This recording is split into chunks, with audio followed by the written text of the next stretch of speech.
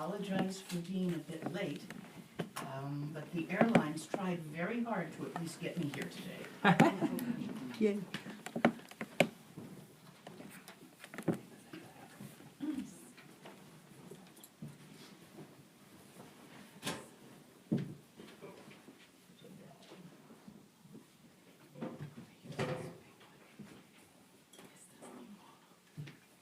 Do we think we really need this?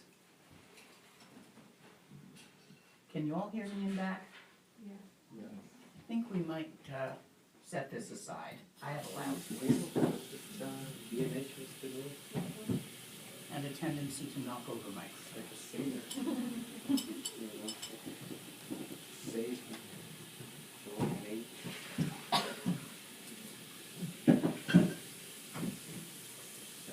So who will be taking out the spirit offerings?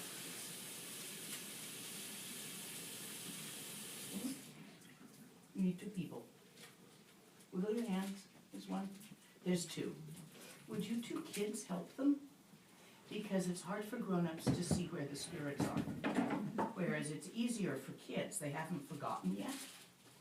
So what you guys need to do is go out with the grown-up who will be carrying the offering, and then look around for the place that has the most intensity of a place. Do you get that? It looks really place-ish, like you'd give it a name if you played there sometimes. Okay, and then tell the grown-up where that is.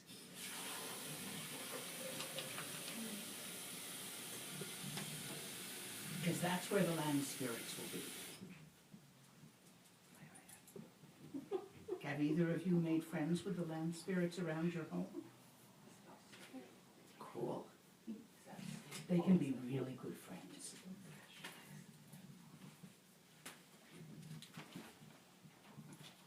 And they particularly like candy. So when you have a little extra, you can always bring them some and share.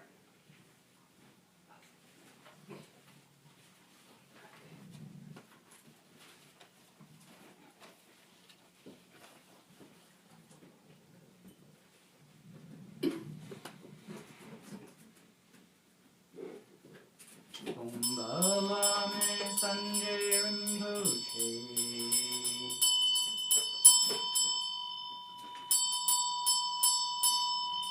I gotta fish out my bell. This bell belongs to,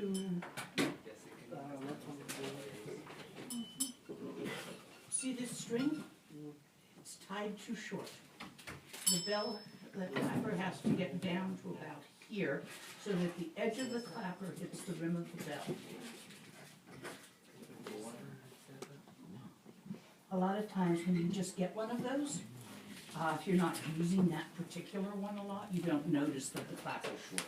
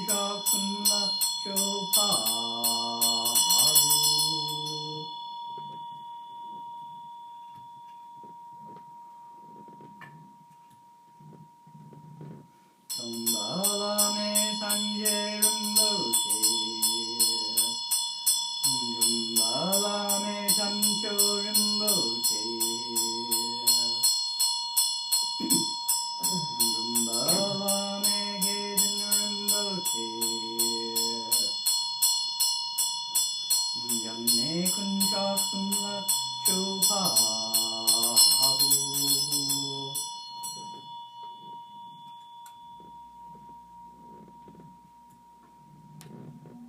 Tumbalame sanje rimboche. Tumbalame sancho rimboche. Tumbalame gedun rimboche. Janne kuncha sumla chopabu.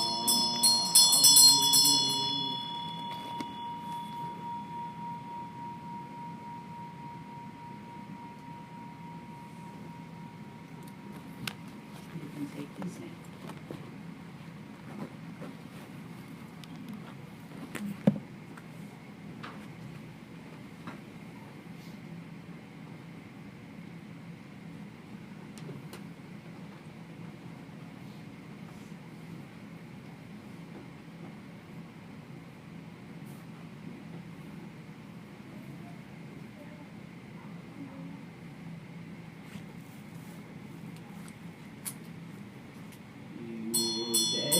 Ragne Jakshurche Allah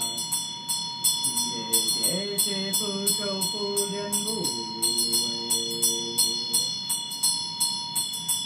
Nam Jorn La Sundan Drupo Dang Sanjay Tende Jepe Shrinle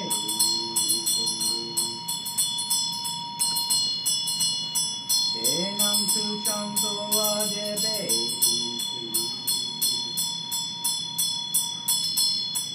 Dak Sogan La Nete Satsu Ne Damu Kuntatsu Shewa Dam Chudang Jashe Pelwe Zeju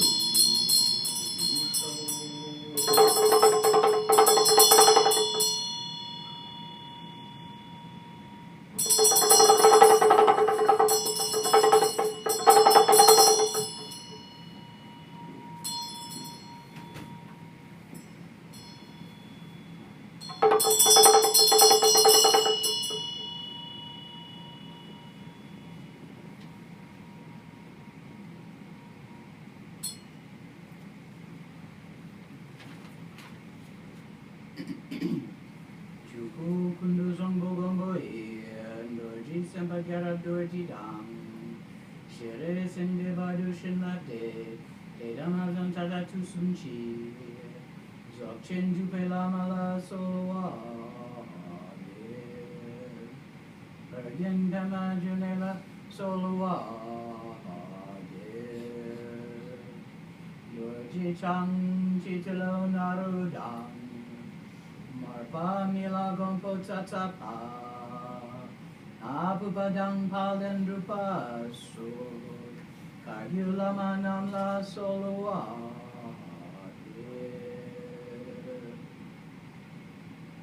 Ochen la manam la soloa Nemdula manam la soloa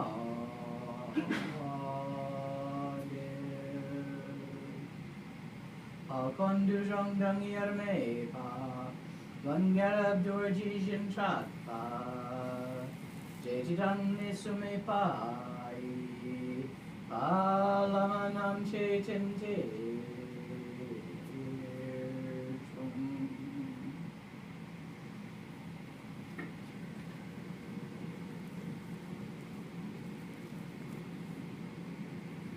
So I think tonight we are working with Flight of the Garuda. What chapter are we on? 4. Chapter 4.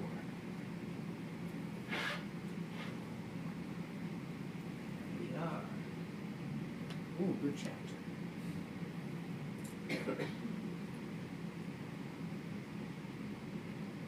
Initiation into the nature of mind. This is the pointing out instructions.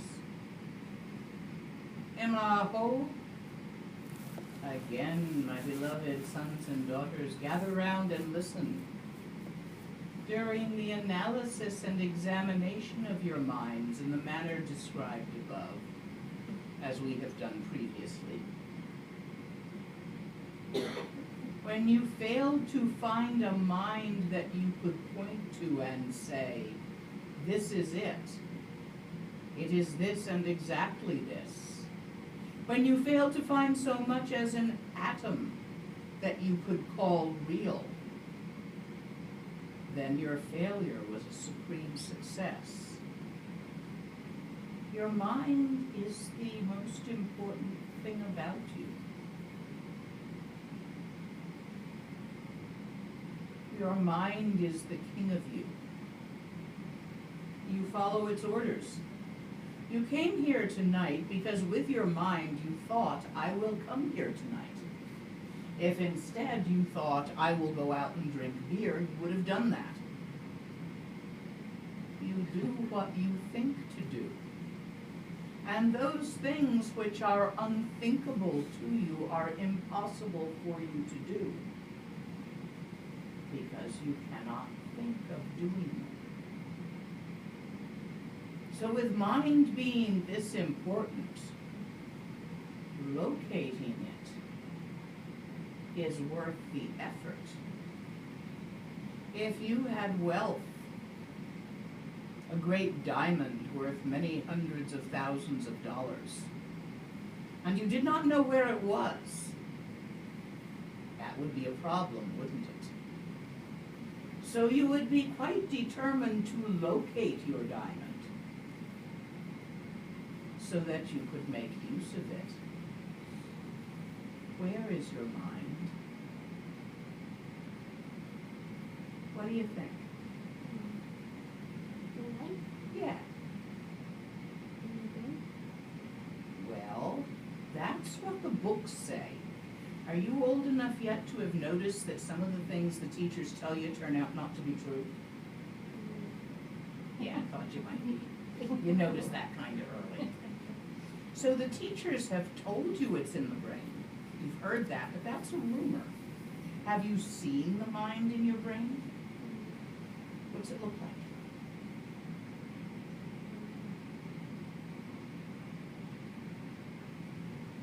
Is it yellow or red or blue? Blue? How big is it? Like this? Okay, I want you to try something. All of you try this. I want you to make a picture in your mind's eye. You know how to do that? Yeah. I want you to make a picture of those big trucks that drive on the freeway. Big tanker truck. As I was coming here tonight, we were behind one that appeared to be full of coffee. It said coffee on the back, and it was brown painted. I like to think it might have been. Anyway, you know those big tanker trucks? Make a picture in your mind of one of those big tanker trucks. See that? Make it as if you're standing right up next to it. How big is the picture? Ah, it's bigger than this, isn't it? The picture. So your mind must be bigger than this, mustn't it?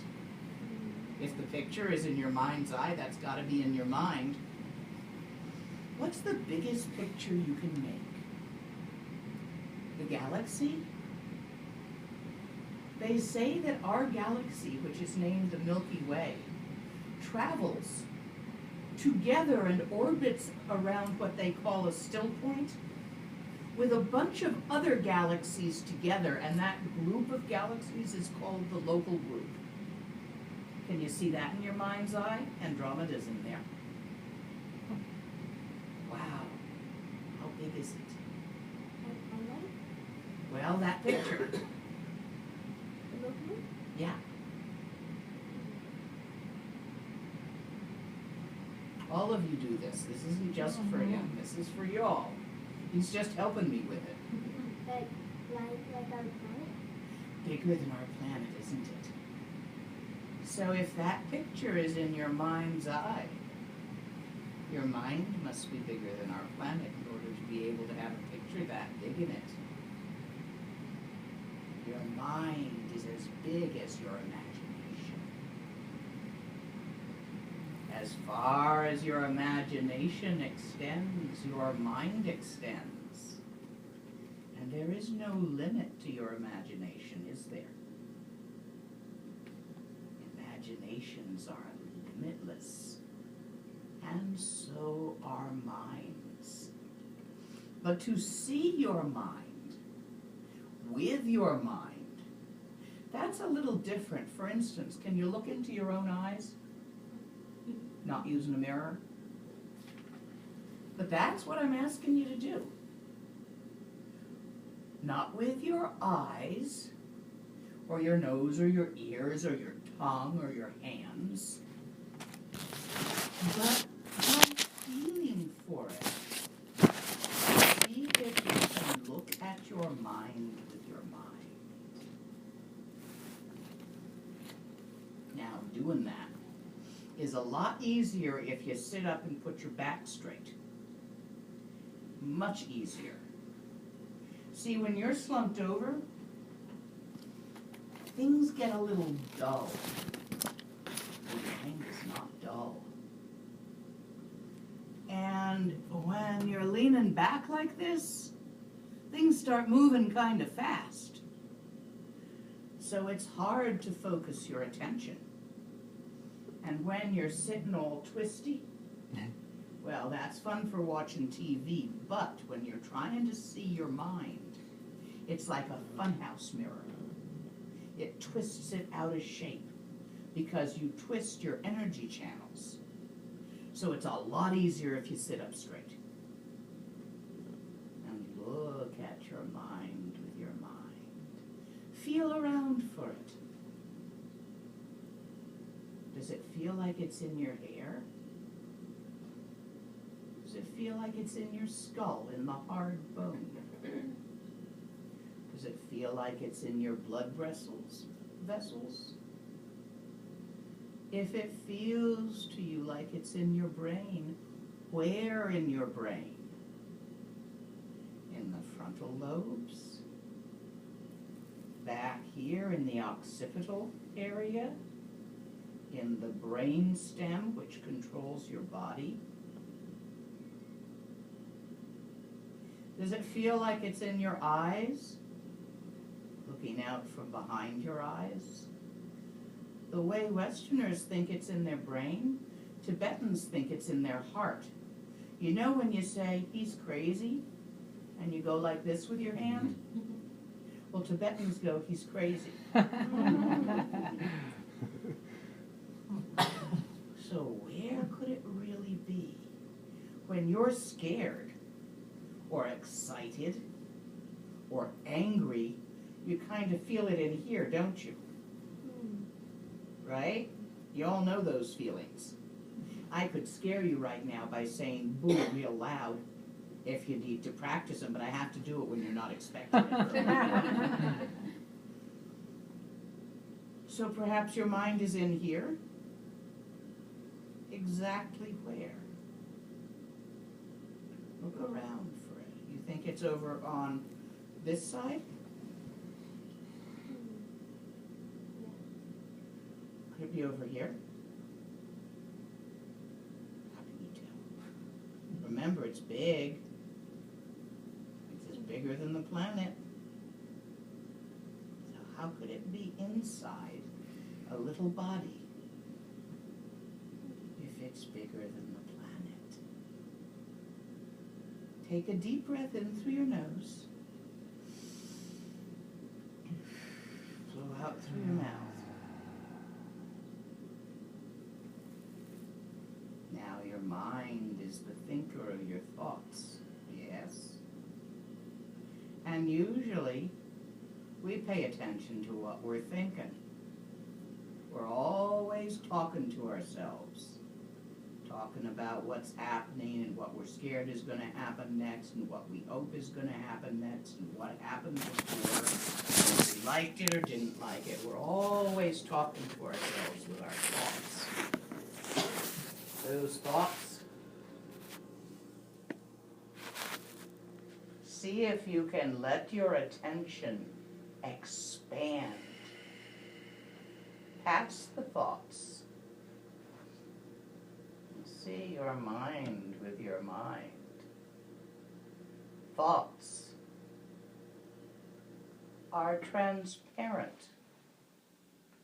You can look right through them, let them be. As my teacher says it, mind looking. It's big. And it's not red or yellow or blue. It's not square or round or triangular. All those shapes are limits. Your mind is unlimited. If it was triangular, you wouldn't be able to think of a round ball. You could only think triangular. Because mind is the thinker of thoughts. So as I continue to read to you and explain to you of this song, this poetry, sit with your attention not so much on my voice, but let your attention expand to mind itself in its bigness, all the way without limits.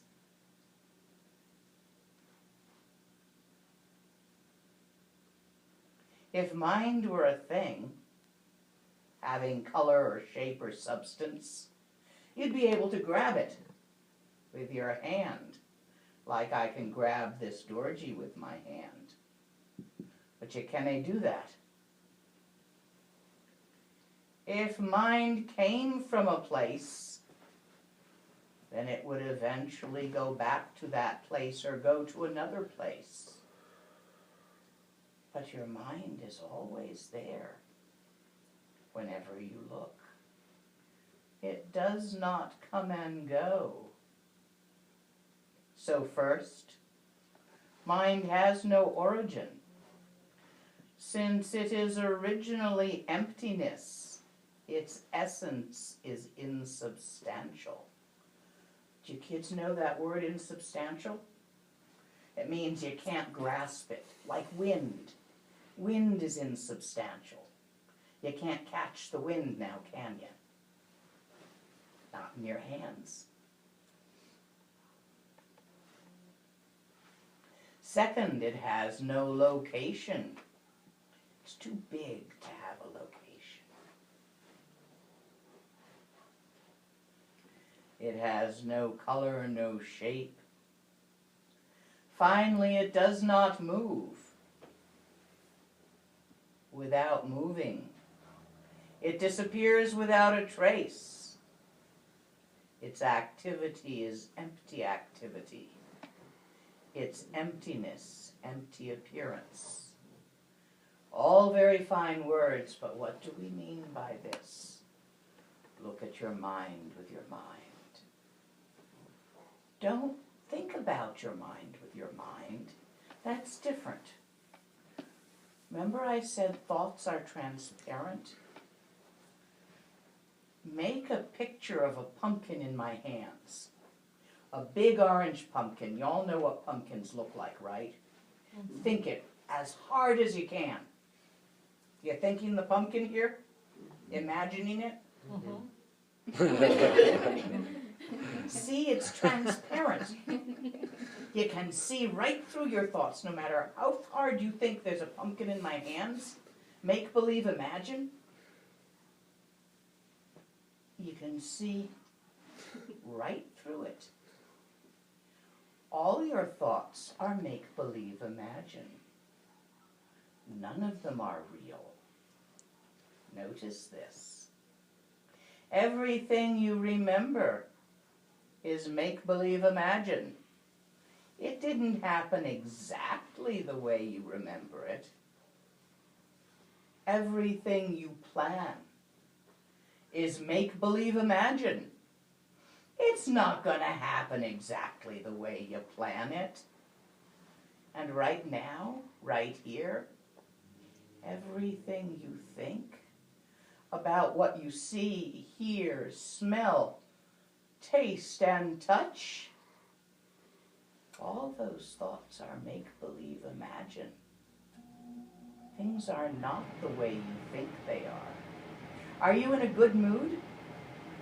Then you think this is a nice place and how nice it is to be here and how interesting what is being said. Are you in a bad mood?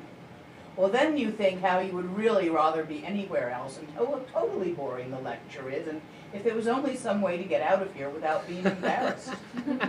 Do you see both these thoughts are make-believe imagine?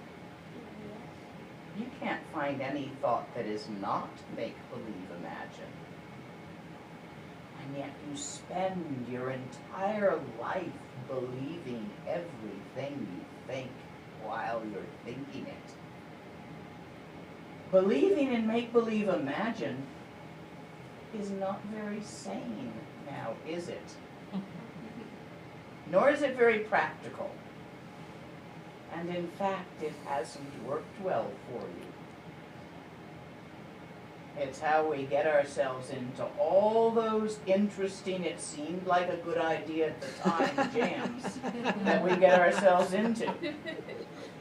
Believing in the make-believe imagine. Look past. Don't try to stop thinking. You can't. You're alive. Instead, leave them be. They're just make-believe imagine. They have no substance. Your thoughts have no shape. They have no reality. And they're transparent. So look right through them at the thinker of the thoughts. While thinking, not instead of thinking. Look at your mind with your mind. Mind's nature, infinite and vast, vibrant and alive, creative to infinity. All of this is not created by a cause in the first place. There is no why. There is mind. For it did not begin at one moment in time, nor will it end at another moment in time. Time is part of the make-believe imagine. It's an idea, a concept, a thought, hours, minutes. You made them up, or somebody did historically. Before there were watches, there were not or clocks. Before there were clocks, there were not hours and minutes. Now were there? Mind made time.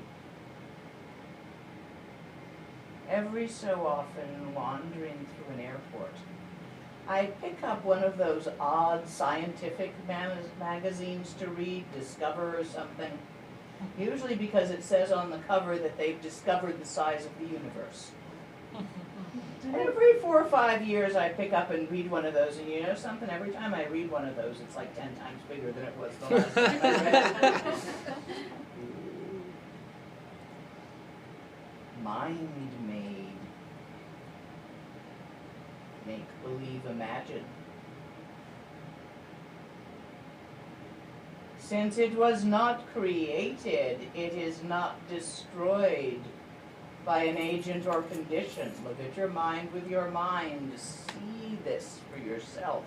Don't take my word for it. It is constant and always, without quantity, without coming, without going. Your personality is not your mind. Your personality is your current make-believe imagine. You ever feel totally fucked up? Oh, yeah. Mentally? That's a different personality than when you feel right on mentally. it changes. It has good days and bad days and what Chandantuku calls piss in your shoe days. That's a Tibetan terminology for a really bad day. You get up in the morning, you go out to take a leak, you look down and discover that you're watering your shoe. Then you might as well go back to bed because it's not going to be a good day and your feet are wet.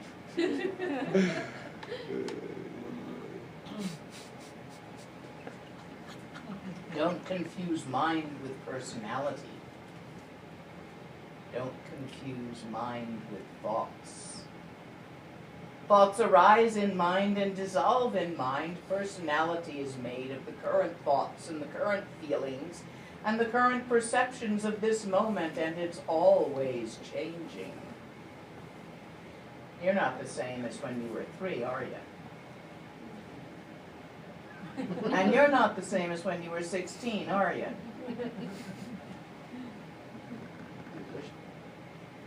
Really? I was totally nuts at 16. I do not wish I was the same as at 16. I was an insufferable little twit. And a homicidal maniac. So, instead of spending all your time compulsively focusing your attention on the make-believe imagine of your life, sometimes relax and let go. Sometimes look at your mind with your mind, beyond, through all the make-believe imagine, and don't try to make a make-believe imagine about your mind, because you can't make-believe imagine that. That's why we say it is unthinkable and indescribable. Make-believe imagines are very small. They're very limited. Things are either this or they're that. When I say it's big, it's also infinitesimally small. For it is beyond the concept of big and small, of here and there, of even having a where. Not the idea of mind, but that indescribable, unthinkable, empty vastness, which is vibrant and lucid of its nature, and infinitely creative. Mind looking. Since mind's nature is all-pervasive, the ground of both samsara and nirvana. Nirvana, the vastness, unlimited.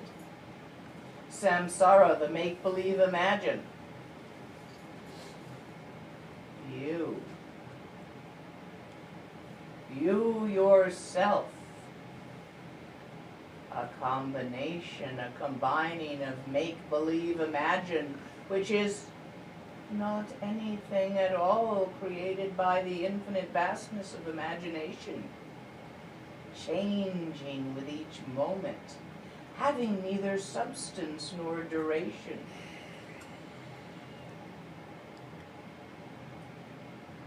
Samsara and nirvana, the infinite, vibrant lucidity of that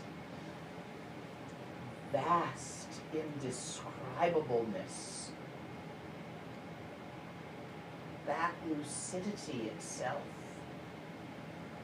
is not one thing and the vast indescribable emptiness another thing. That lucidity is the characteristic of the vast indescribable emptiness. Sambhogakaya is a characteristic of Dharmakaya. Dharmakaya is a characteristic of Sambhogakaya. They are not separate things. And Nirmanakaya is but the creativity which shines forth, the rainbow-colored light created when the infinite emptiness is vitalized by the vibrant lucidity which is its nature. Rigpa, awareness, literally the seer, that which sees itself as infinite, empty vastness, lucid and vibrantly creative. And so nirvana gives birth to samsara, and samsara to nirvana without differentiation. All your life, all your lives upon infinite time, you have chased one thing and fled another. This grasping and fleeing, this attraction and aversion, is what traps you in the limited focus of the make-believe imagine. Chasing an idea and another idea. Never catching one that is satisfying, catching one and then you want the next. And always running from their opposites. If you pursue nirvana and flee samsara, how is this different? You are the union of nirvana and samsara. Recognize your own true nature. Infinite, vast emptiness, vibrant and lucid with the creativity of all phenomena, arising in mind and dissolving in mind. See that? That's who you are. The rest is just make-believe imagine. But make-believe imagine is not bad. It's only a problem when you think it's real. And that things really are the way you think they are. And you grasp and you hope and you fear. And you drive yourself in circles trying to get it perfect. Nuh-uh, I ain't gonna do that. Relax. Mind looking.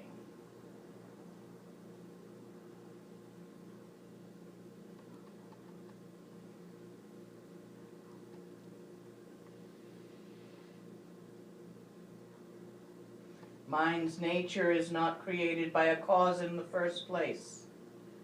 It is not destroyed by an agent or condition at the end. Neither coming nor going, neither birth nor death. It is a constant isness. Nothing can be added to or taken from it.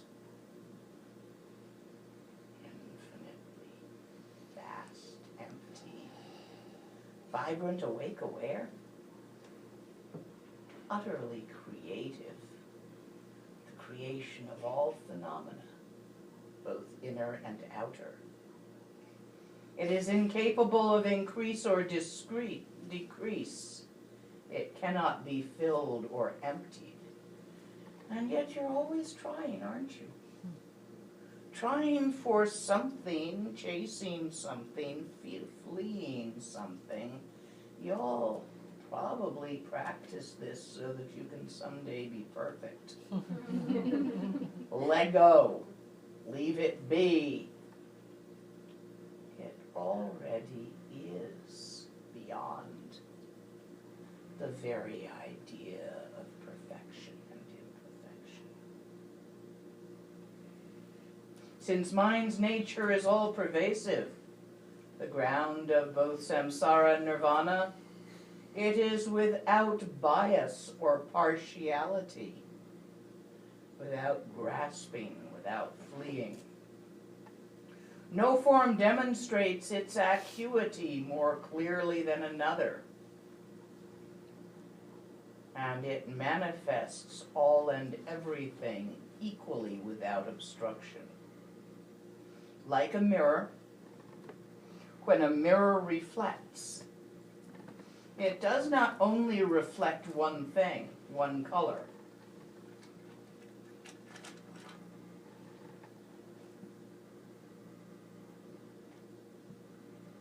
When you have a mirror and it reflects without judging the reflection equally, all and everything. This is the mirror-like wisdom of equanimity. Think of a mirror reflecting itself. What does it reflect?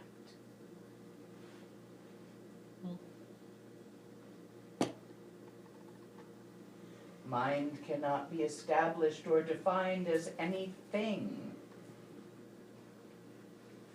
There are no specifics to it, since it goes beyond the limitations of existence and non-existence. It's a beautiful line from Siraha in one of his Mahamudra poems. All ises and isn'ts aren't. Favorite.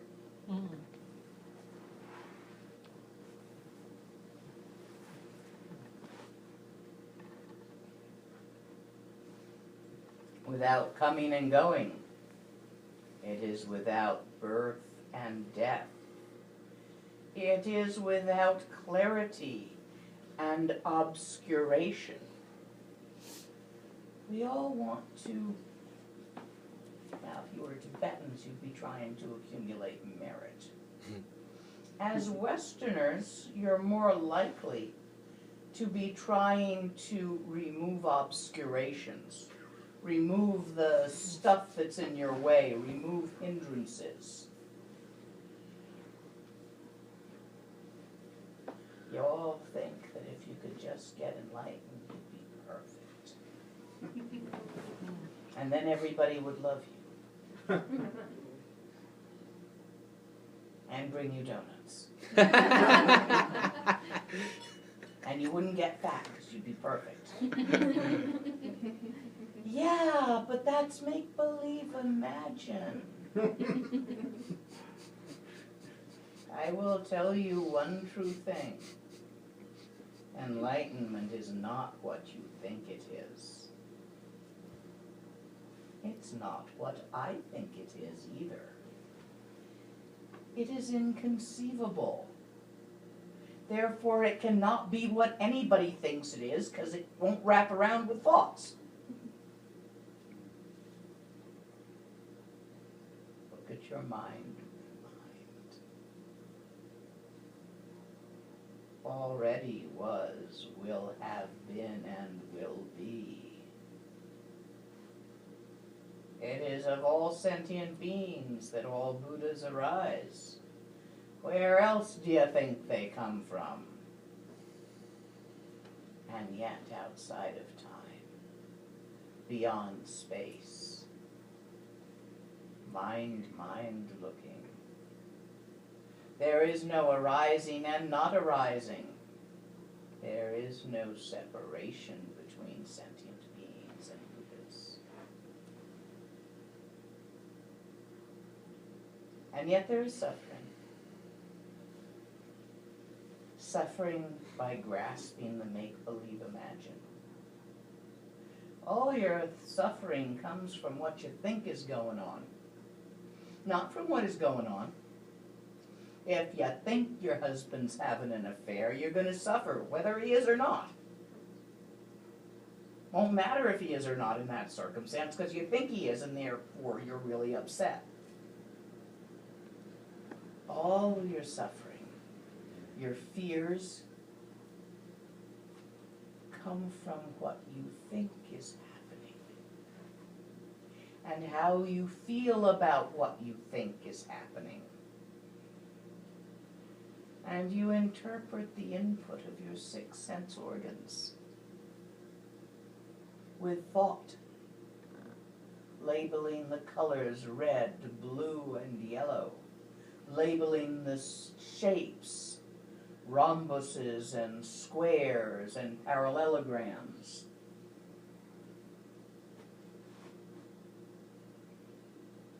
Labeling the people, friend, stranger, and enemy.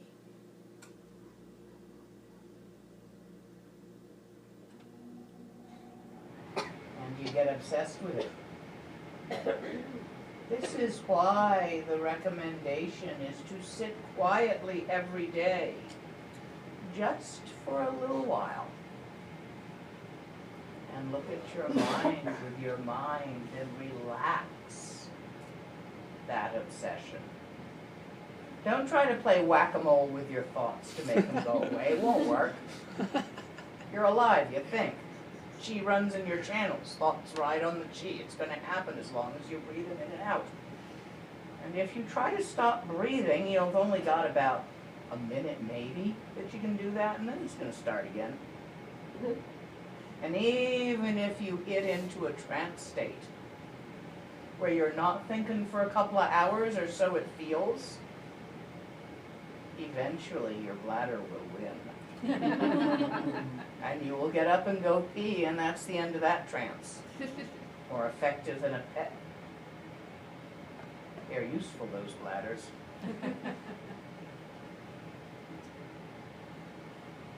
Relax. Look at your mind with your mind while thinking, not instead of thinking. And see the nature of thoughts while you think them. They make no mark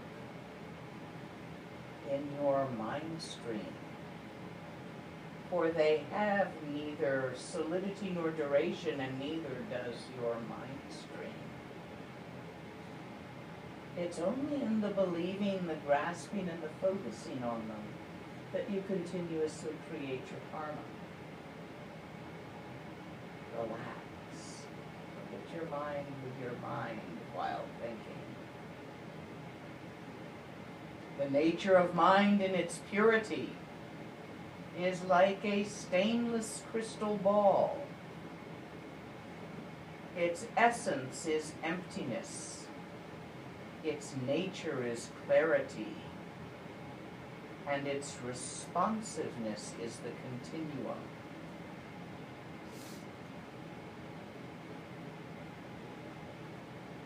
Do you see? There's smudge on it. Hang on. I attract smudge.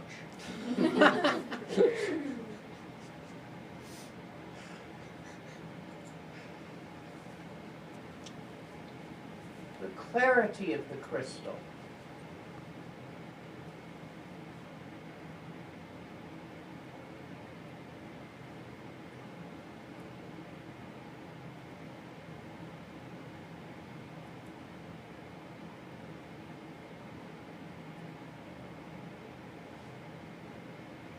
The clarity, Dharmakaya, utterly empty of phenomena, and yet its nature is to be clear. There is a vibrancy which potentiates the possibility of the creativity of phenomena. This is its responsiveness, which creates the continuum. Dharmakaya, Sambhogakaya, Nirmanakaya.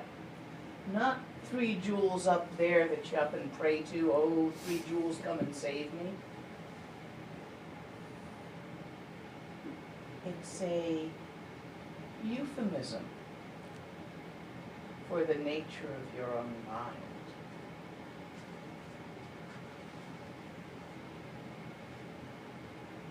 In no way whatsoever is the nature of mind affected by samsara's negativity.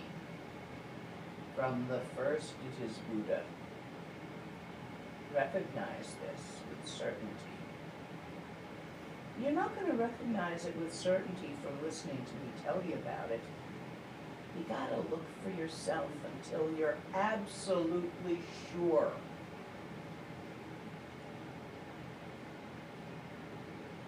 Such is my introduction, initiating recognition of the original nature of mind, the very ground of being, our true existential condition. Mind, mind. Are there questions? What is the euphemism again? I'm so sorry. A euphemism is, oh, like when instead of saying he died, we say he passed away. Oh, okay. Thank you. Or we call shit. What's a polite word for it? Feces? No. Pieces. Poo-poo. Holler? Poo-poo and pee-pee instead of shit, yes. Okay. Those are euphemisms.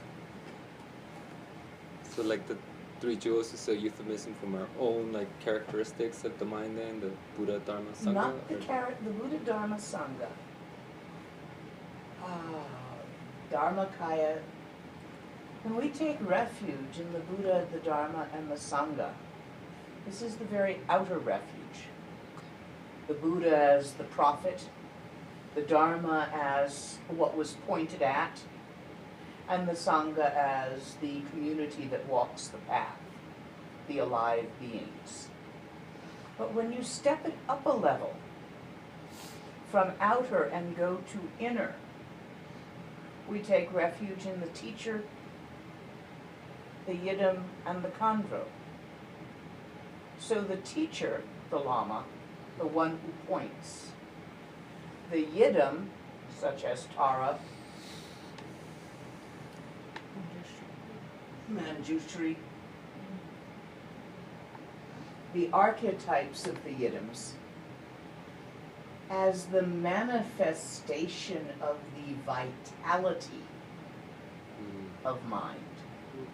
Not its characteristics, but its vitality, its ability to create characteristics. When we move on to Khandro, Dakini, the sky dancer, this is the symbol, these are symbols, we're working with symbols, of the creativity of mind, what is created. It is the empty creativity. It is the empty thought which has neither duration nor substance. This is why they're called sky dancers.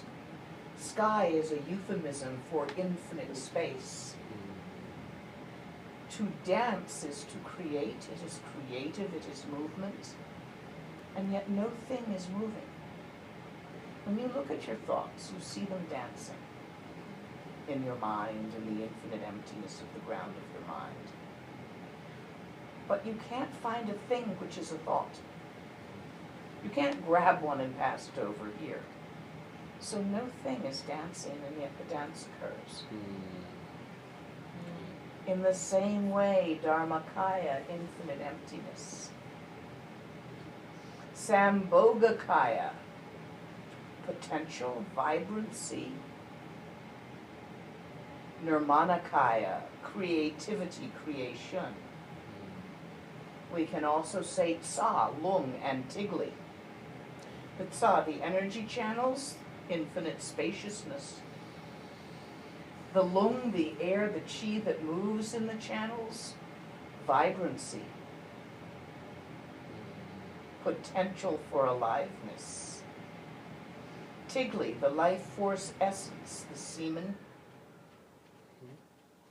That which brings forth life, the creation of the creativity. Tsalung Tigli. Do you see how it goes through the different levels of outer, inner, secret, and ultimate? Okay. It's beautiful. Thank you. There's a refuge prayer. You want to do it with me? Yes. So repeat after me. Lama Yidam. Wait a minute. I gotta go back to the beginning. Sanjay Chu Gedun. No, say it after me. I'll say it once and sing it after me. Sanjay Chu Gedun. Sanjay Shu Gedun. La Chapsu Chiwo. La Chapsu Chiwo. Lama Yidam Kandro. Laram Yidam Kandro. La Chapsu Chiwo. La Chapsu Chiwo. Salung Tigli. Salun Tigli. La Chapsu Chiwo. La Chapsu Chiwo. Chuku Longku Truku. Chuku Longku Truku. La Chapsu Chiwo. La Chapsu Chiwo. Now you want to run through it once with me? Yes. Sanjay Chu Gedun. La Chapsu Chiwo. Lama Yidam Kandro. La Chapsu Chiwo. Salung Tigli. La Chapsu Chiwo. Chuku Longku Truku. La Chapsu Chiwo. We think in symbols and symbols of symbols.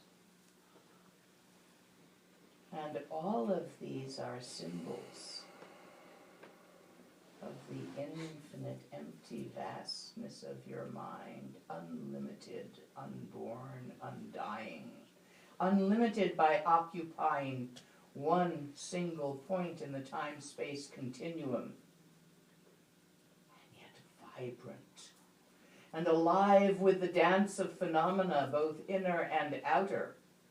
Inner phenomena, thoughts and feelings.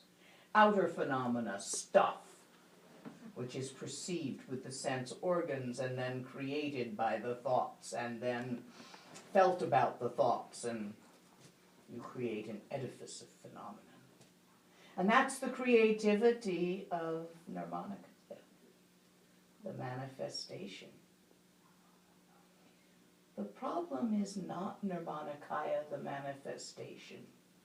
The problem is our habitual tunnel vision, focused on that, our obsession with it, to the exclusion of even noticing Dharmakaya and Sambhogakaya. As you go through your day, how much time do you notice the infinite vastness of the space of mind? As you go through your day, how much time do you spend noticing the vibrant vitality of everything? As you go through your day, how much time do you spend noticing stuff and what you think of the stuff and how you feel about the stuff? Do you see what I mean by obsessive compulsive? The obscurations of samsara are simply this obsessive compulsive behavior towards phenomena, so that you're just tunnel vision grasping at stuff and what you're going to do with the stuff and how you're going to get the stuff and how you're going to get rid of the other stuff and what you think of the stuff and the stories you're telling yourself about the stuff and if it's good stuff or bad stuff. Right? OCD. Really OCD. Our body is also like stuff, right? Yep, it's stuff. Part of the stuff. We perceive the stuff with our 6 sense organs. Mostly you perceive your body with your tactile, especially around my age, because something's always hurting by the time you get past 50.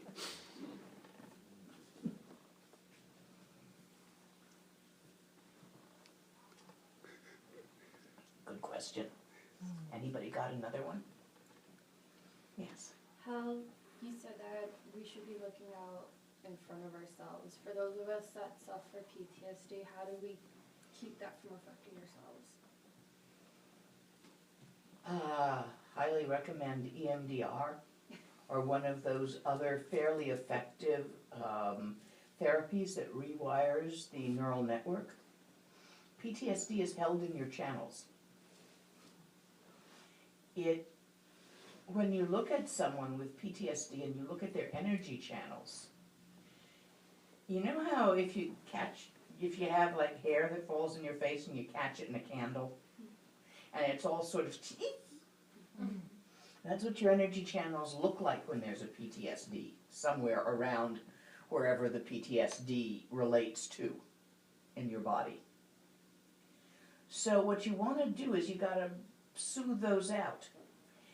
The fastest method I have ever heard of is EMDR, Western modality. I don't practice it, but somebody does around here. In the Tibetan modality, it's a little bit longer. What you actually have to do is pour cream rinse on the channels and really slowly allow them to straighten and flush out, and that's usually done with Vajrasattva. Most PTSD, although it is about something that happened to us, an experience, a lot of that experience is internal. Digpa is not sin. Okay, Digpa is, on a Tsalung basis, crumpled channels. A glitch in your function. It's how it manifests karmically. So by smoothing those with the soft, thick light of Vajrasattva Yab-Yum, which is generated in Vajrasattva Yab-Yum by the union of Bodhicitta and emptiness. When you run that gently, that milky light through your channels, gently and softly and pleasurably, not pushing to get 100,000 done. You got to relax into it. It frequently acts as a cream rinse and pushes some of that residual PTSD out of the channels and washes it out. First of all, you're not an entity. You just think you are. You're really a Buddha. So if you could see your mind as it was, the PTSD would dissolve immediately. You could fully directly see it because you'd be enlightened. You'd recognize your own inherent enlightenment, and there's nothing there for it to stick to. However, from the viewpoint of us sentient beings who are stuck at a little single point in the time-space continuum, you know, moving through one by one, through moments and spaces, a method that occurs in time is useful. That is one of the methods. It's not just for what you did wrong. Vajrasattva, you know, we think of it, oh, it's going to wash away my sins and purify me. It's bigger than that. It's for everything wrong that may have happened to you. Okay? So don't start thinking about sin. That's not a Tibetan concept. Think of Digpa, which is all the negativity that may have happened to you, both that which you can see how you created, and that which is some kind of weird snowball that was just going by and hit you. Fair enough? So that's one method. There's another method. You interested, guys, in a shortcut? Yes. This is called the yawn, or the stretch. Have I taught it here before? I'll do it again. We got a few people. As you breathe in through your mouth, You know what your channel body looks like, right? Sorta, good enough. So what you're gonna do, where our channels wrapped around ourselves, so you look at Tara, you see how there's spheres around her? But because she's an enlightened being, do you see how all the rays are pointing straight outward in the sphere? With us, they're like this. Because that's where the focus of our attention is. Like this. My car, I need to put gas in it. My family, oh God, my daughter's got problems again. My house, I really gotta do something about that bathroom. Right? It's all real close in. Your attention is all wrapped around yourself and yours. So what you want to do to allow, and PTSD is part of that. It's part of the wrapping around. Something terrible happens to someone in Borneo and you don't get PTSD from it. Usually. Maybe if you hear about it at the wrong moment. So in all of this, what you want to do is stretch your channels out. So as you breathe in through your nose, you take the air into your channels, and you know how if you have those long balloons you make balloon animals out of? You know when you blow the air in, they're like this and then they go straight out? So as you breathe in, your channels are going to straighten out. And they're going to reach out all the way to infinity in all possible directions. That includes through time, space, macrocosm, microcosm, all the directions you can imagine and then some. And then when you breathe out, you just relax them and let them come back. Like this.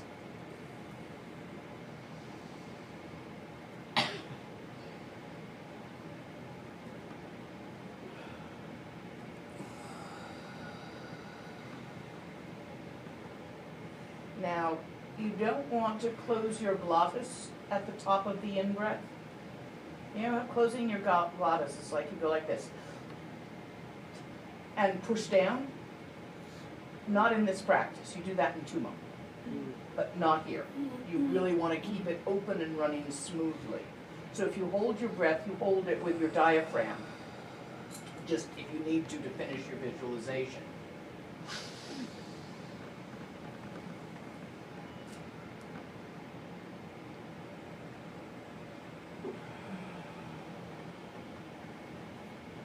Out through the mouth and through the nose. You don't have to stretch your arms. You can just sit there and do it like this.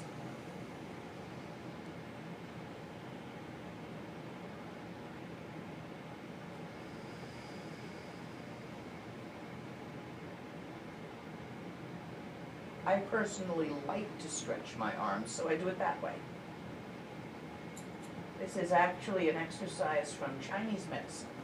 Tibetan medicine, which is, Chinese have a different one, which is traditionally done between patients by the doctors. Because if you try and, because when they do the pulse diagnosis, they send their mind into the patient, they feel around to see what the illness is. It's really quite an intense practice, but if you do it for a bunch of people, you start feeling their illnesses inside you. And this is just to clear that out, gets the lint out of your channels. But it's also very good for old lint, provided you do it a number of times. So there's an easier method if working with Vajrasattva is not to your comfort, which is also effective for this. Does that help some? Yes. There's a couple of methods to work with that. You say you blow out your mouth? Yes. Other questions? Yes. I have a question. I usually take refuge in but because getting Tara's taking refuge in our feminine side and our masculine side. Uh-huh. And I want to know how does that affect me, or how when I'm I know that I'm taking refuge in the left in the masculine and the feminine, but I want to know what's doing in me or what. I'm The thinking, masculine side, Dorji, the Vajra, is compassion. It is the awareness of the multiplicity of phenomena arising as infinite sentient beings throughout time and space, and the openness, the open-heartedness of the experience of that. It's the dance of phenomena in its pure form. The female aspect is the emptiness.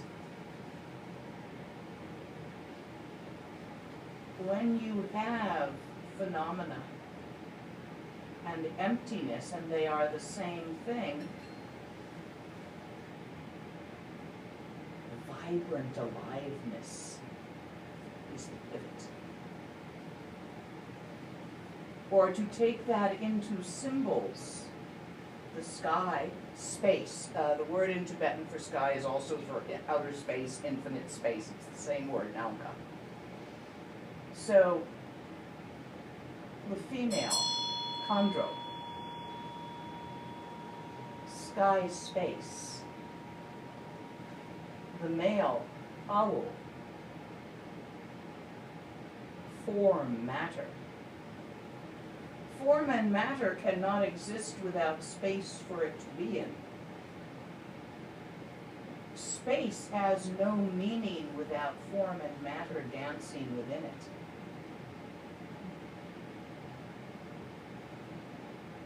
The vibrancy, the vitality of that is the union of space and energy, or space and matter. Matter is just energy.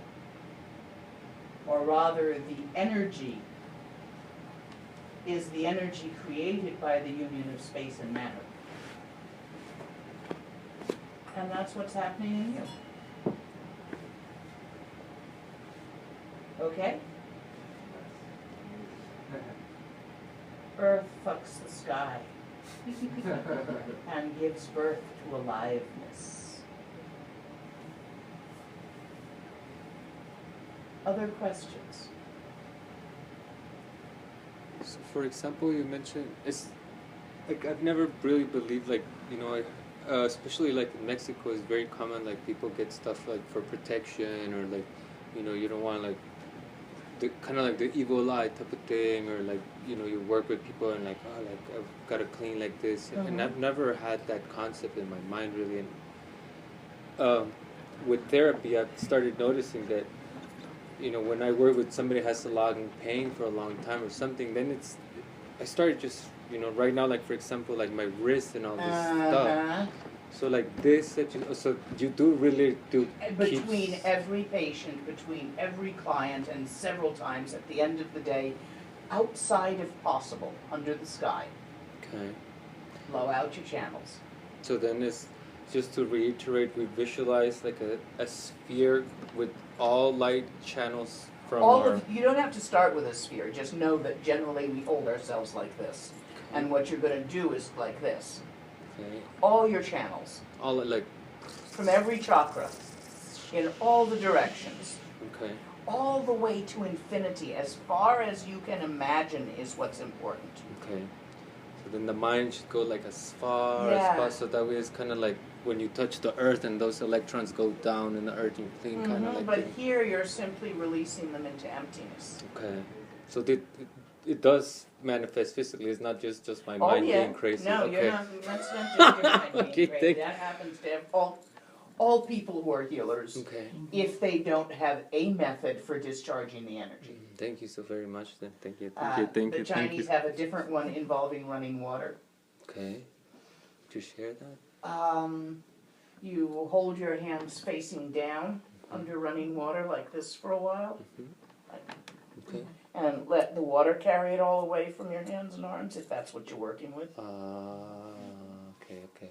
That's Chinese medicine. 'Cause then I can. Western medicine goes and uses germicidal soap and goes like this a lot. But all doctors do something. All, Okay. you And know. that's what it's just like to clear again, Yeah. emptiness again, Yeah. purity. Okay. Yeah, depending on whether you believe that it's demons or germs. Really, they're both inimical life forms that you can't see. I fail to see any great difference between them, but Okay. Wow. Thank you. yeah, find something that works for you. Okay. Awesome. Other questions? Yes. I have a question. I was reading a book and I wanted to know what's the difference between Tantra and Dzogchen? Tantra works with your imagination and symbols. Dzogchen just sits there.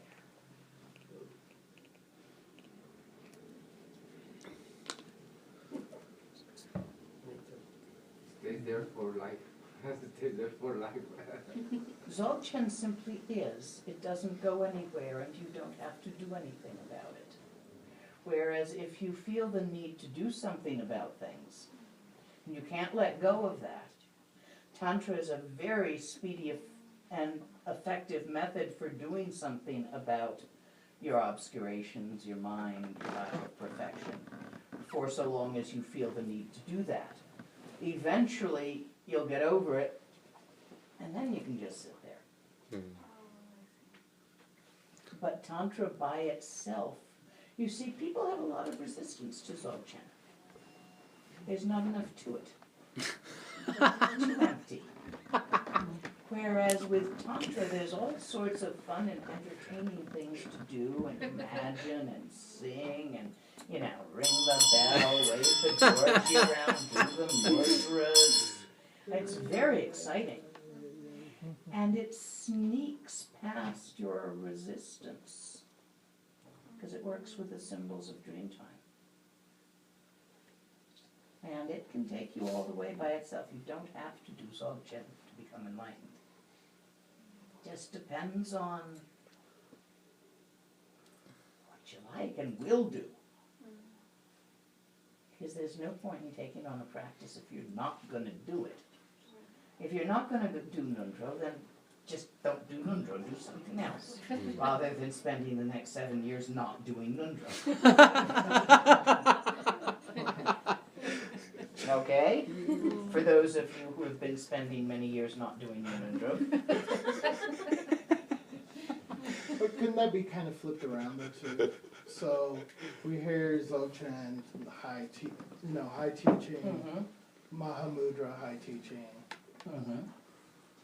Like you just said, it's doesn't have all the Bells and symbols. whistles. So in a lot of ways, Westerners are attracted to it because it's a cleaner, less culturally trapped type of path. You know what I'm saying? Without the Many Westerners do not work well with the symbols of the Tibetan pantheon. Correct. So when In which case, there's something else they can work with. So they hear about Dzogchen, often that kind of turns into that idea. Yeah, sometimes Mahamudra is a little easier for many people. Dzogchen. So I guess that my question really is even those people would still need a preliminary. Yeah, but they're Somewhere, different right? preliminaries. Right. You don't have to count the numbers so much. Oh, there's some stuff you do with counting numbers, but they're done slightly differently. However, it's also different for the teacher, different teachers. And look at different students. Look at Milarepa didn't do 100,000 prostrations. He built the tower. Right. Sure. Naropa didn't do 100,000 prostrations. He followed Talopa around misinterpreting things until he got over it. Right. So it really depends on the student and the teacher. Some teachers like everyone to do the 100,000 Nundro. What's called the extraordinary Nundro. Other teachers do it different ways. Depending where the student is. Depending where the student is and also how the teacher was trained. And how they feel about how they were trained. Or the tradition? You know, there's traditions, and they're not all the same. The monastic tradition, the Nagpa tradition, the Nyingma tradition, the Kargyu tradition, there's many, the Gelugpa tradition, there's many differences. Well, I remember Tenzing that he mentioned as the Bon tradition. Well, I remember. Yeah, he mentioned the Bon that. tradition is another tradition. Mhm. If you are going to be doing Tantra and eventually Tsalung practices, you need to do something very much like the Extraordinary Nundro. Tsalung practices, working with the energy channels, Tumo, that kind of stuff, and Tantra, working with the archetypes and the symbols. And Songchen? What? First you do Dzogchen, and then when it doesn't work, your teacher takes a look at you and figures out what you need.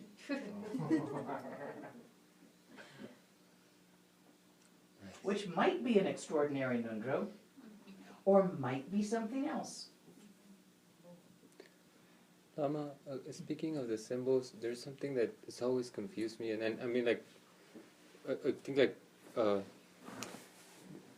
it has to do with the kayas, right? And I guess it's like, they say, like, for example, like, we know all the Buddhas are in essence just one and everything, but it's still not clear to me what the difference between the Yidam and Dakini, for example, like, they say, like, Tara and Prashna Paramita and Vajrayogini, they're, like, one, right? But aren't they all Yidams as well? It's- Like, yes. If we're using symbols, we can use them in different ways in different circumstances. okay. This is my finger, Uh-huh. right? Yes. This is my finger. Yeah. I'm pointing with my finger Mm-hmm. at a tonka. This is not a tonka. Okay. It's fingers. Sometimes it's like this, sometimes it's like this, sometimes it's like this. Pointing. But you can't hang this on the wall, Okay. Mm-hmm. right? Right. So there's a big difference between this and what it points at. Okay. And it changes how it points. So in some context, Uh-huh. some teachings and different teachings and texts can be thought of as a context. Do you know the word context? Yeah. In some context, Tara is a Yidam. In some context, she is a Dakini. Since you said Dakini is Nirmanakaya, Yidam Sambhogakaya, Kuntu Zangpo, Primordial Buddhahood, Dharmakaya, but they're not different things, you see. Okay. No, it makes sense. It's just like you put different hats, like, to do different things, but it's one person or something like this, depending on what you're helping Yeah, it's or what context. you're... Okay. And do get that Dharmakaya Sambhogakaya, this is a crystal. The crystal is transparent. The crystal is made of quartz. Mm-hmm. The crystal is in my hand.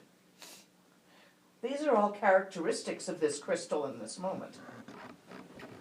It's the same crystal, it's only one crystal. Wow. Okay. Okay, but it's clear, it's about 2 inches long, it's in my hand, are characteristics of it. So, Svabhavakaya, to be said more simply as Dharmata, because that's easier, is what we're really talking about. And Dharmakaya, Sambhogakaya, and Nirmanakaya are its characteristics. But they're not separate things. That's like saying that the clarity of this and the 2 inch length in this, maybe 3, are different things, and you could put them here and here, Okay. and you can't. Right. It's like the sun, it's warm and it's light, and Yeah. it's also like all these colors blend, and Yeah. planet, and, well, stars. So think of Dharmakaya, Sambhogakaya, and Nirmanakaya as all the same thing. They're just pointing at different characteristics of it. And according to whatever context we're using, is just to remind us to do something with our minds or Yep. something. Okay. Exactly. Thank you. Oh, that makes... Then is it beneficial? It's just metaphorically or an analogy to see Dharmakaya or emptiness. Okay, more easier. Nimaya Kaya as matter. Samboya Kaya as energy. Mm-mm. No, it's not beneficial to do that. No. It's a matter and You can think of Sambhogakaya as energy and Nirmanakaya as matter. Yeah. Yes, but that's imaginary, let's pretend, right? Pretend, yeah. Yeah. Pretend. But if you like to pretend that, that will work. That will do. It could be useful. But don't confuse it to think it's really what we're using to point at it. That's like, you know, I'm pointing at a light switch. Now, as you move my finger up and down, the light does not go on and off. Yes. My finger is not the thing it points at. Okay. Just keep that really straight. What's the difference between the finger and what is pointed at? Because all your analogies are what points, they're not the thing pointed at. Ooh. You gotta keep that one straight. Any other questions? I'm still new to this. I used to practice the Japanese Buddhism. Zen? Or- The SGI, the Sokogakai. I'm not that familiar with it. Tell me a little bit. Pretty much you're chanting to this figurine that he painted, and it's Nichiren Daishonin who founded Buddhism, I believe back in the 1930s, but I broke away from that Buddhism because this one makes more sense to me. But where should I begin with my teachings? Do you like chanting? I do. Om Mani Padme Hum. Only Padme. You know this mantra, yes? Yes. This is the mantra that will open your heart. When it opens your heart, there are two ways to approach Buddha nature. One is through emptiness, and one is through open-heartedness. You look fairly female energetically. Do you feel yourself to be so? No. No? I do have my mother, but Yeah. I do feel I have masculinity inside. So you feel yourself fairly balanced, A little bit more masculinity. a little bit more masculine. So the masculine energy is the energy of Bodhisattva. You approach Buddhahood either through the open-heartedness of Bodhisattva or through the emptiness of Sunyata. They're actually the same thing. But until you perceive them as the same thing, they appear to be two sides of something. Like, okay, here's a piece of paper. It's a piece of paper. This side has writing on it. Bodhisattva. Manis. Let's pretend. This side is empty. Same piece of paper. Can't take them apart. No, not a different thing. So in this way, I think for you to start with Manis, especially as it will be easy for the kid to join you. Are they all yours? No, she's mine. And That I have one's an yours. 8-month-old that's Also, it's really good for putting cranky babies to sleep. He is pretty cranky. Go on to YouTube. There are some beautiful tunes sung by different Tibetan singers. Play with the tunes. Sing them. Allow your heart to expand and your mind to expand into that which I was showing earlier, that infinite emptiness, through heart open, through the more masculine energy. They come together. Does this make sense? Start there. I wouldn't even worry about a Nundro when you've got an 8-month-old. Don't even think about it. Not going to happen in the near future.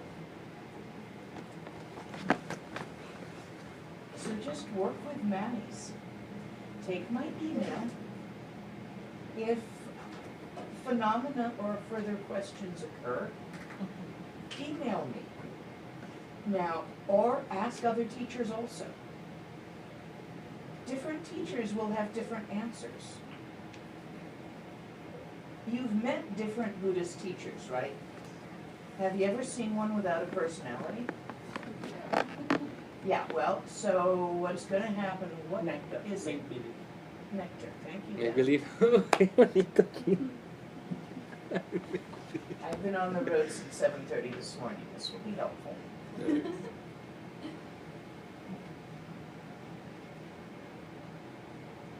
Nice nectar. So I would start with singing that for a time. And things may happen. Good things, things you like. Keep in touch. Make sense? And encourage the kids to sing with you. It's something you can do. Do you have a mala? We'll get you one. Jenna? We've got some. In the Lama bag is a pink purse. Would you mind terribly? We'll take care of that right now. But you don't have to have the mala in your hand. Do it while folding laundry. You got plenty of laundry.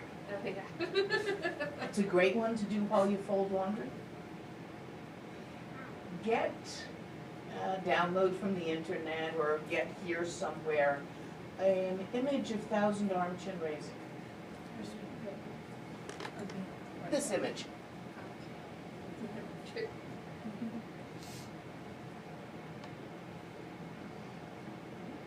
Find one that is very heart-pleasing to you. Print it out, go to the dollar store and pick up a frame, you know, however you want to do it, but put it up somewhere in a nice place in your house. Nice if there's a shelf or a table under it. And get some of those electric votives so your house won't burn down. Yes. Or you can use those, you can buy them anywhere here, I'm sure we're near enough to Mexico, those candle glasses. But you get the ones without any particular saint on them, just the blanks. So depending on how you feel about live fire in your house with the kids, either get an electric battery powered or get one of those and just light a candle in front of it and don't turn it off. You want to be able to leave it on. That's why I kind of suggest the battery ones. And let that energy sort of surround you. And in a couple of months, when you start feeling that really strongly, drop me a line. Should I offer offerings? Yeah, flowers, anything that, a cupcake if you made cupcakes, anything nice. And after it's been on your altar for a little while, yeah, everything's in here. Now come up for a moment. Am I teaching again tomorrow night here? Yes. Yes. Are you all coming back? Yes. Absolutely. Good. Feel these and tell me which feels better to your hand.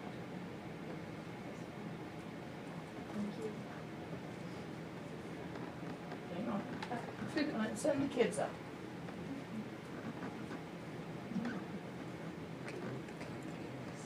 Do you like to dream at night? Yes. Do you want to learn some dream magic? Yes. Let me have your finger. No, this finger. This one. This is what I want. Let's see if it fits.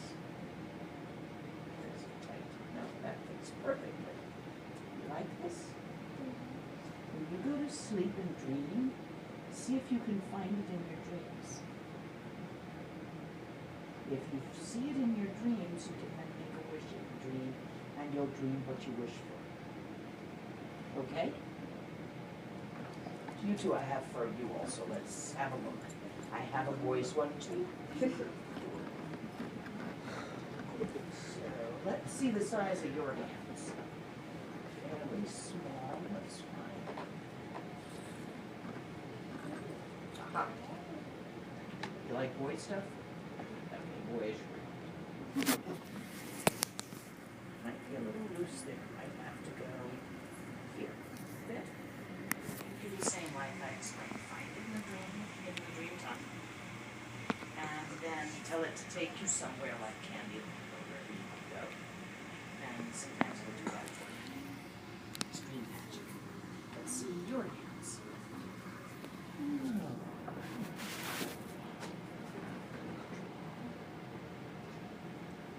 Yes.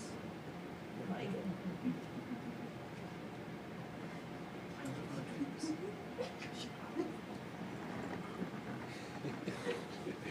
Any last questions? Yes. How important is single-pointedness in the practice of Dzogchen? In the practice of Mahamudra, you develop single-pointedness first. In the practice of Dzogchen, it will happen on its own. Don't worry about it. So if you like things orderly and can do single-pointedness, then it would be very useful to you to do Mahamudra. If you cannot get single-pointedness to happen whatsoever, it just won't do that. In Dzogchen, it will happen in a different way later. You don't need it to do it. Make sense? I could never get Shine. Oh, God. It wouldn't do it. And then he taught me Dzogchen. And in Dzogchen, it doesn't matter if it's going blah, blah, blah, blah, blah, blah, blah, blah, blah. You don't have to listen. So then a Dzogchen meditation is really just sit down and relax? Just let it? Yes, but don't pay attention to what you're thinking. Okay. Pay attention to the thinker. Oh, so you're looking for like You're not looking for it. Okay. You're not thinking the question. Okay. You're shifting your attention. Put your finger in front of your face. Now look at your finger. Now look at me. Look at your finger. Look at me. Do you see how all you're shifting is your eye focus? Mm-hmm. So normally we're like this. On phenomena, on what we're thinking. So what you're doing is simply shifting your focus to infinity.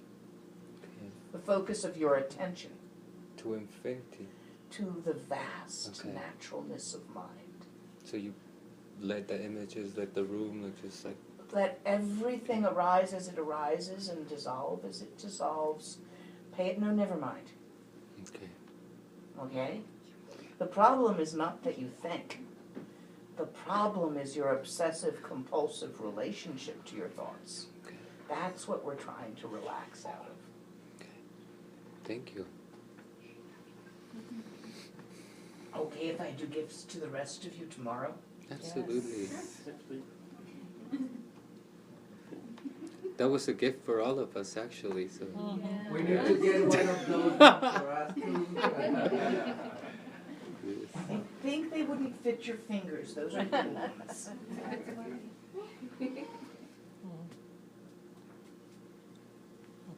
Any other questions?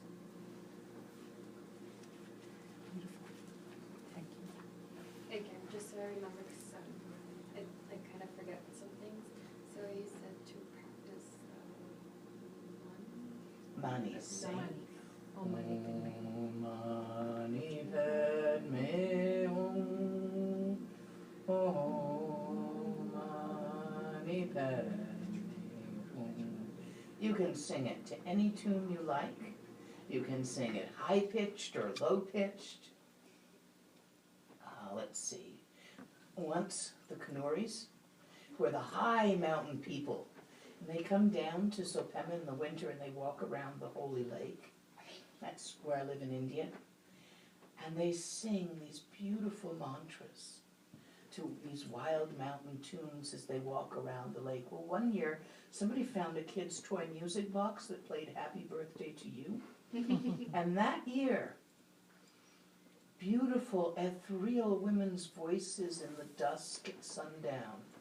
Om Mani Padme Hum Hri, Om Mani Padme Hum Hri, Om Mani Padme Hum Hri, Om Mani Padme Hum Hri. So play with it. Playfulness is important. Just play with the mantra. Listen to some of the traditional tunes on YouTube, where there's plenty of them out there. And then make up your own.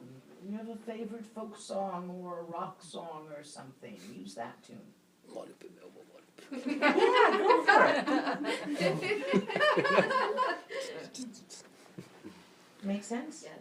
Just do that for a little while. That's a good place to start. It will open up certain channels and make other things very easy. Other questions? No, keep going. Sorry. Is there a particular reading that you recommend also?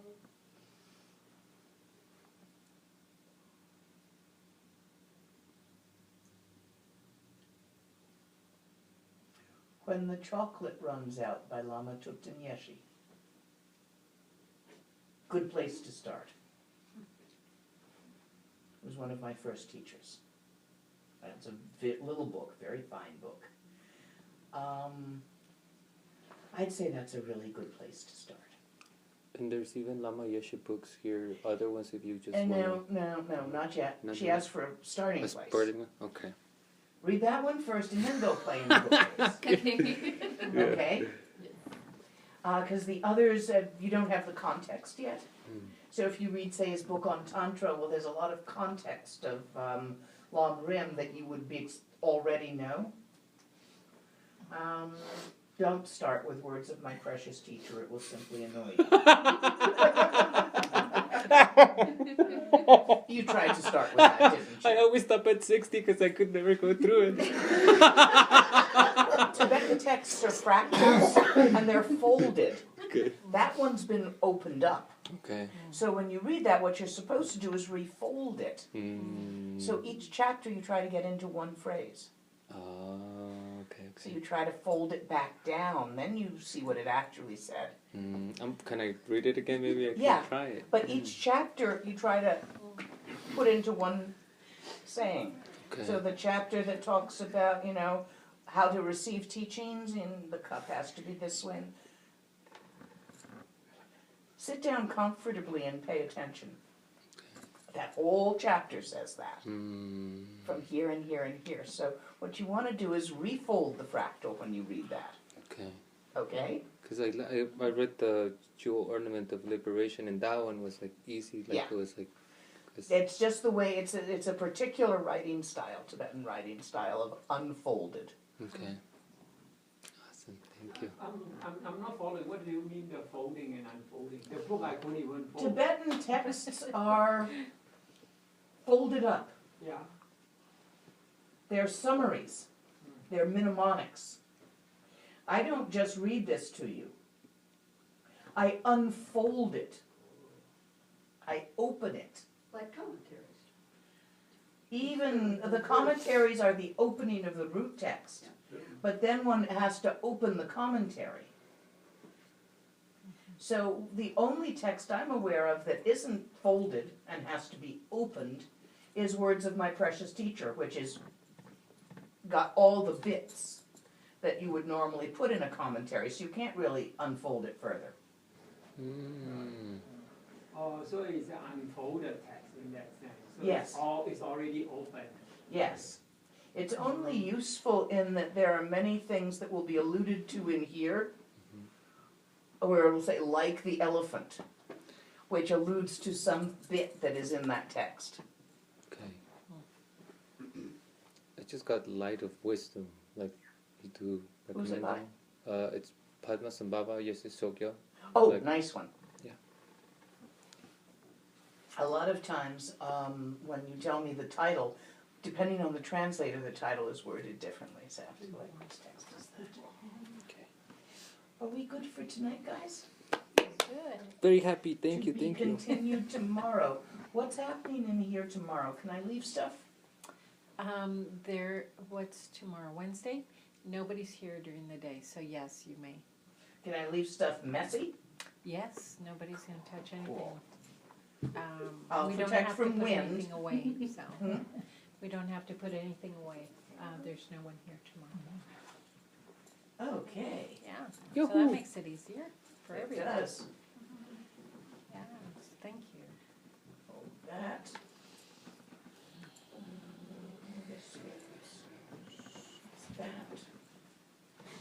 That. I just know to protect texts from mice. No mice here. That I know of. Hopefully. That I know of. How are we on this? Okay, so if you all wanna come up and get bumped over the head with the bumper, come on up. It's got good stuff in it. I have some more if you need more.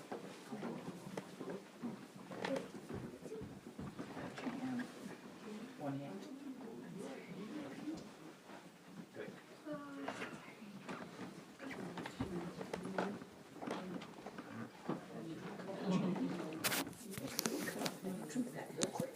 It's okay.